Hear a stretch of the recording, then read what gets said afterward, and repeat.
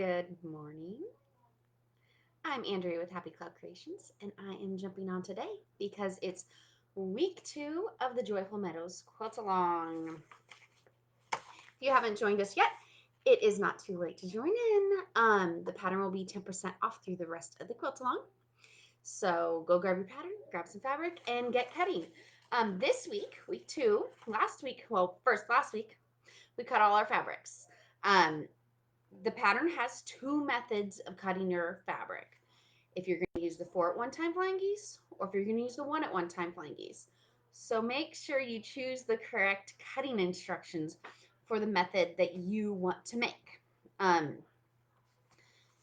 way you have the right pieces. Okay. So this week we will be doing. I'll go over the 2 different options. There is the 4 at 1 time flying geese method. These are made slightly larger and then trimmed down to size. And then there's also the 1 at 1 time method. So in a lot of my previous patterns, I've done a 4 at 1 time method of flying geese because I love it. They're fast and they don't waste fabric. That's the no waste method. The last quilt along I did, the Starlight Meadows quilt along, there was several people that said they prefer making their flying geese slightly larger and trimming them to size so they have a little more wiggle room when they're making their flying geese. So I decided, let's try that with this pattern. A typical flying geese 4 at 1 time method, what you do is for your large square, which is the large part of your flying geese. I wonder if this is going to show it to you bigger. So say I want a 2 by 4 inch, is that backwards? 2 by 4 inch flying geese. What you would do is you would take the large number 4 and add 1 1/4 to that, and that would be 5 1/4. So that would be your large square if you were doing the no waste method. And then you would take your small measurement and add 7/8. 2 7/8. So 2 7/8. So you would have one large 5 1/4, 4 small 2 7/8 inch squares to get that no waste method flying geese 4 at 1 time. A lot of people don't like cutting at the 7/8, and so I thought this would be a great method if you the bumping up the sizes slightly to make more wiggle room, and then you trim them to size. So a lot of blog posts that I had read, you just bump both components up a little bit. So instead of doing a 5 1/4, we go to 5 1/2. And instead of doing 2 7/8, we do 3-inch squares. So you don't have to worry about all that. But if you're a person that likes the no waste method, that's how you get the no waste method. If you jump on, say hi. See a bunch of people jumping on. So I'm going to go over the 4 at 1 time flying geese method in this pattern, and then the 1 at 1 time flying geese method that's in this pattern. There are several different combos. So make sure that you have filled out your blocks so you know, okay, my A is this, my B, my C, my D, my E, my F, my G, my H are these fabrics, and that'll help you out a bunch when you're doing this step. That way you'll have the correct flying geese at the end, instead of having, oh no, I mixed my colors up and now I don't have the right amount of flying geese. So I'm making the baby size, and I'm only using 2 colors. So you might be thinking, oh no, what am I to do if I'm using less colors than this pattern? What you just do when you were doing your cutting, what I did when I was doing my cutting, I basically added them up. Oh, my page isn't even in here. So I added all the amounts up. So like all of the 5 1/2 inch squares, I added all of those up because they're not going to be used for anything else but the flying geese. Oh, there it is. So if you can see my pattern, I added all of them up so that I would use all my A through G colors as my number 1 color, and then I'm using H as my background. And so those are already set. So if you're doing this, if you're doing the A, G as your big spot on your flying geese, you're going to be doing 8 of those. And then the H ones, the opposite ones, are going to be 14 combos. So 8 combos like this, and then 14 combos reversed, which if you follow the cutting instructions, you'll get all of them, okay? If you guys have questions about these flying geese methods, please let me know.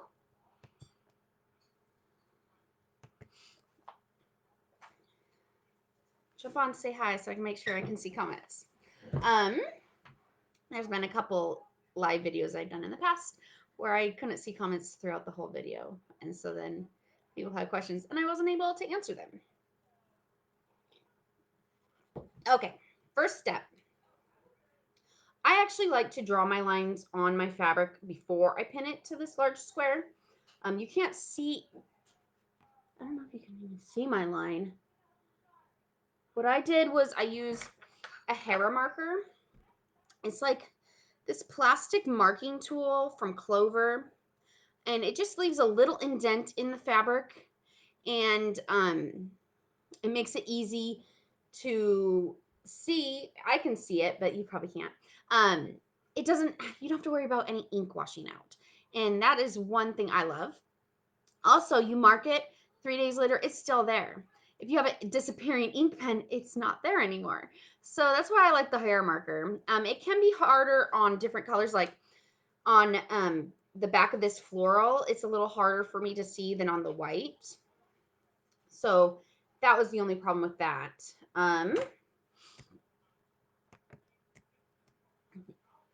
But after you get those lines drawn, you're going to want to pin them so it's corresponding like this. Someone in the group had posted and both her squares weren't touching, and that was because she did not grab the right size squares. So you want to make sure you're using the squares that are listed here, the big one and the small ones, because there are very similar size pieces throughout this pattern. So you're going to want to make sure to grab the correct one.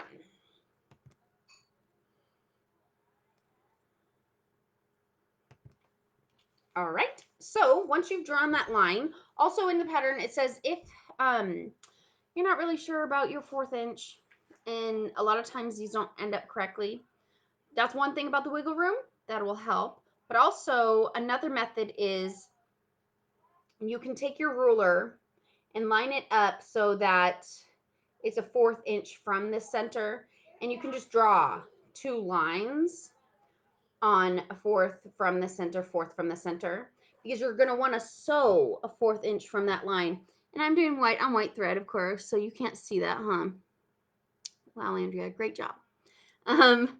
So that's a good option. If you see in the pattern, I put that down in this the lower edge. So if you draw your lines 1/4 inch from that center line, you're going to sew toward the center. That way you're not cutting too much into the flying geese. All right. So once you have sewn both your lines,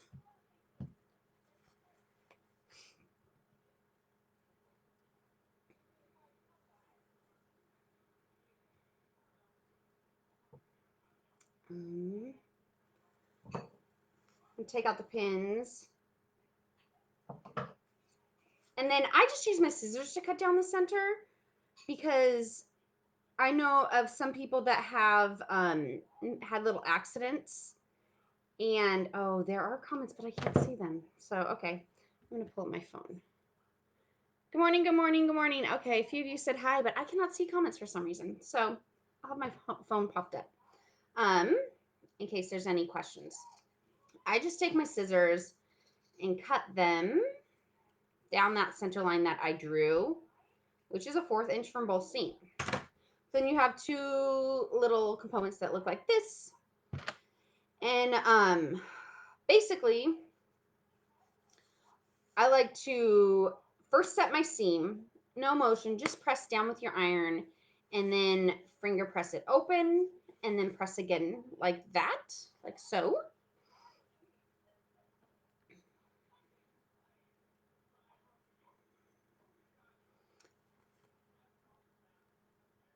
Sorry, I'm trying to do, okay. Um, okay. Next, we're going to put another square down here, mark the center line as well. Of course, I did white thread again. The most important thing is, okay, so you're marking your line and you're going to sew a fourth and a fourth. If you see at the top, I don't know if you can see that, my seams basically start where these two little triangles are. So your starting will be there all the way to the end. Starting will be there all the way to the end. And that's how you get the straightest top of a flying geese, is if those intersecting points is where your thread starts. And then you just take out your pins and cut down the center. And now you have two of these. So you'll get 4 flying geese out of each of those combos. With this, again, I like to set my seam with my iron, no steam. Sometimes steam can make it wonky. And then finger press it open and then press again. Hi, Dory. So yeah, for some reason, comments aren't showing up on my computer screen. Very weird. Okay, so press that open, and sometimes, it's not perfectly straight, and that's kind of why it's nice to trim them down to size. So once they're all pressed, I have a whole stack that's pressed. I'll show you how I like to trim them. If you notice in the pattern, one reason why I say read all directions in a pattern, it's going to tell you what size they need to be trimmed to. And when you're trimming, you're going to want to line your ruler up with this center point on the flying geese right here. So it's going to tell you what that center point is. So for the baby size, I need a 2.5 by 4.5 inch flying geese when I'm done. So the center point is half of that, 2 1/4 inches. So when I'm laying this down to trim it, I'm going to want to make sure I have a 1/4 inch of fabric above that little point. So that way when I sew together my pieces, I'm not going to chop off my point. And we'll have a good seam allowance there. This is kind of worn, but I will show you, let's see.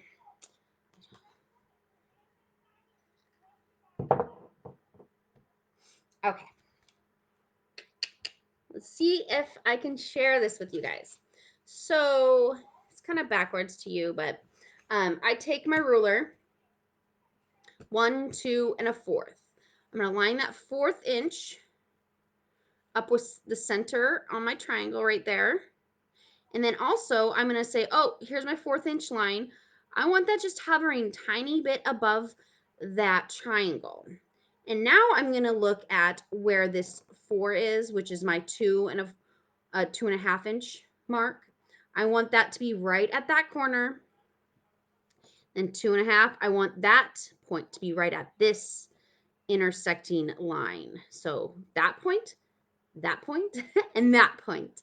I know trimming it can be a little bit of a pain, but this is a great way to get more precise flying geese if your no waste method flying geese weren't turning out correctly. So I just trim one side. Usually I do this standing up because I feel like I have more control when I'm standing over it, but we'll try that. Okay, so I have 1/4 inch, and now it's gonna look weird. Like, oh no, what's going on there? I got a little too much fabric down there. It's okay, that's gonna be trimmed off because these are made slightly larger. Now I'm going to line my 4.5 mark here, and it's 2 1/4 from here. And then that lines up right there.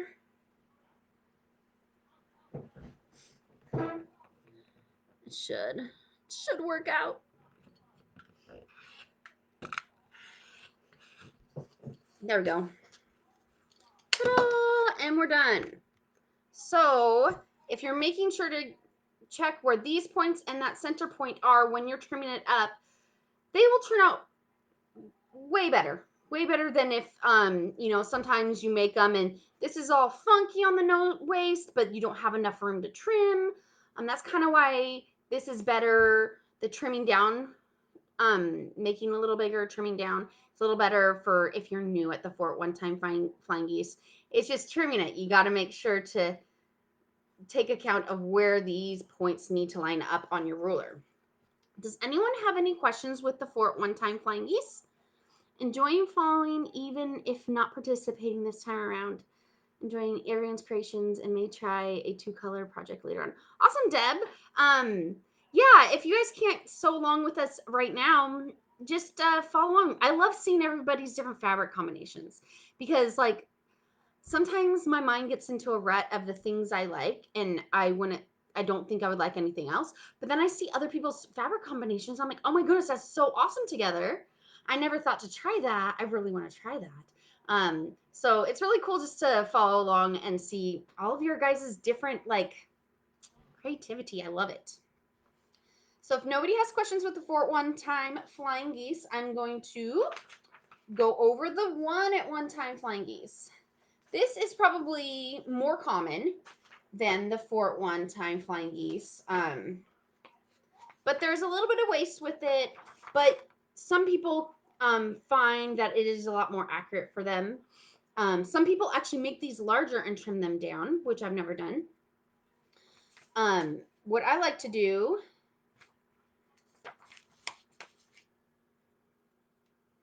so the first one, I mark my line. I do this one in black so that maybe you could see it. And then I'm going to sew my thread right up against that line.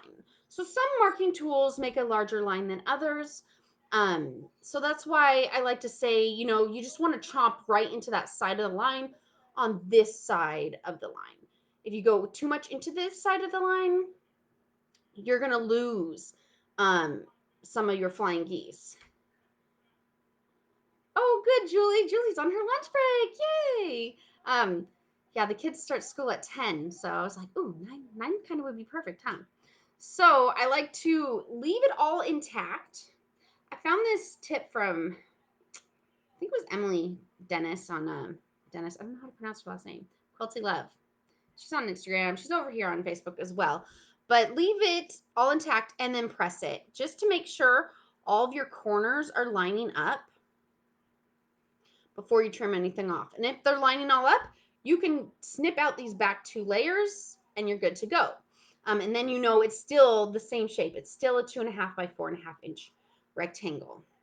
That's, I notice if you chomp too much into this way, sometimes your triangle ends up being too small. And then you want to leave this back fabric intact and just trim that center one. That way, like I'll show you. That way, if that front piece is too small, you'll know where to line your fabric up when sewing to your, like say, I doubt it would ever be that small, but say it's like that, you'd want to leave the back intact. That way you still know where you're supposed to line that up. But typically, sometimes it happens to me, but it's just like a tiny bit, like, say like that. It's a tiny bit, which that gets eaten up in your seam allowance and it should be fine. Okay, so now we have this one all prepped and ready. We're going to throw on another square that has a line from one side to the other, which I just realized I did not sew that yet. My sewing machine light bulb went out. And so it's really hard to sew with no light bulb. I did not realize that. It's like you don't realize that until it burns out. So I had to order some on Amazon. Hopefully I will get them tomorrow. So see, there's the black line, and you're going to want to just sew directly right next to it, almost on it, to get that nice seam. Does Does anybody have any questions with flying geese? I know some people don't like either of these methods. You can also make them using half square triangles, which I don't include that in this pattern, but you would just need the same amount of combos up here as you would half square triangles, because like the half square triangles make two half square triangles, so you need two half square triangles for one of these combos. So like the AH, you need 8 flying geese total, so you do 8 half square triangle combos. You would make both of those half square triangles, trim them down to the correct size. Like for baby, it would be 2.5 by 2.5. And then you would take those half square triangles, meet them up so they look like a flying geese, and make a seam down the center, which might be a good option for people that are a little nervous and scared to do flying geese. But I think you should try them. I love them. I may use them a little too much. Like sometimes I get in I don't know what's called, like a groove, and I'm like, ooh, I really like this. And I just start designing patterns a lot with that component. So my next pattern won't have any flying geese, which might make a lot of people happy. It's just gonna have squares and rectangles. So I'm excited to get that one done. But with the kids at home, I don't get a lot of sewing done. So we'll see. If there's no questions about flying geese, let's see. What was I gonna say? So if you're making, oh, that's right. So if you're making the 2 color combo, you're gonna want 8 combos of the AG/H, and then 14 combos of the HAG/AG, which on my blog post I told you a total amount. So if you're doing the one at one time for 2 colors, it says on there how many of each. Let's see. So pattern corrections. I put a page on my blog for pattern corrections because this pattern ended up having a few typos in it, which I hate. It's like, we go over it so many times, me and the testers, and we're just human. We're not perfect. So sometimes there ends up being a little typo, which is a bummer. These don't really affect, like, they're not the cutting directions, so that should be fine. There's one on page 11, which I told about you guys, I think maybe last week. Queen size color H should be 4.5 by 4.5. And this is all listed on my pattern corrections page.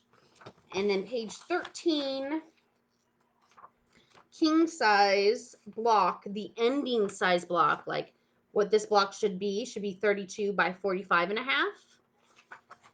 And then page 15, the ending blocks should be corrected to, for some reason, I don't know how that happened. The first size, it should be a square. So the ending size, throw should be a 25.5 inch square block. Large throw should be 35.5 square block. And then queen should be 40.5 inch square block. And then the king should be 45.5 inch square block. And you're saying, those blocks are huge, Andrea, right? Well, that's why I like to call them sections of the quilt. Once you get into the queen and king size, even large throw, those sections are pretty big and they can be hard to measure. So once we get the half square triangles and the flying geese done, and we're start moving on to blocks, if you are making one of those larger blocks, that's why I like to give you the measurements of each unit in that block, and then you measure those units and go, okay, this unit is this size. So once you sew all of those units together, your block will end up that size. And it might be hard to measure that size block, but if all those little units are the correct size, your ending block should be the correct size. I'm trying to think if there's anything else I needed to tell you. I really should write down things. If you purchase your pattern before the 15th, January 15th, and you would like an updated, correct updated PDF, just send me an email at happycloudcreations@gmail.com. If you purchase the pattern, that is. and you want an updated PDF, let me know and I will send you that. A few people have already, but I know a lot of people haven't. So if you want that updated, email me. I'm trying to think of anything else. So this week is flying geese, trimming and making. If you're like, whoa, these are so many flying geese, I can't get all these done. That's okay. Next week we only have 4 half square triangle combos, which is a total of 8 half square triangles. So we will just finish making and trimming our flying geese next week if you didn't finish them this week. I like my quilt alongs to be a little slower paced, one for me, so I can keep up. With having kids, it's sometimes it's hard to get sewing in. And for you guys, I don't want anyone to feel overwhelmed and feel like I'm behind. So, so what you don't get done this week, you can carry over to next week when we make those half square triangles. And next week, Wednesday at 9 a.m. I will jump on here just to show you how to do half square triangles. I know most of you guys know how to, but in case there's any beginners in here or people that just need some tips, I will jump on here next week and let you know how I like to make those. And I hope you guys have a great day, and I can't wait to see all your flying geese. Make sure to post them in the group. I would love to see a photo. And if you are posting your photos over on Instagram, make sure to use the hashtag Joyful Meadows QAL, so that way I can share it in my stories and stuff. I will talk to you guys next Wednesday. Have a great day. Thank you for joining me.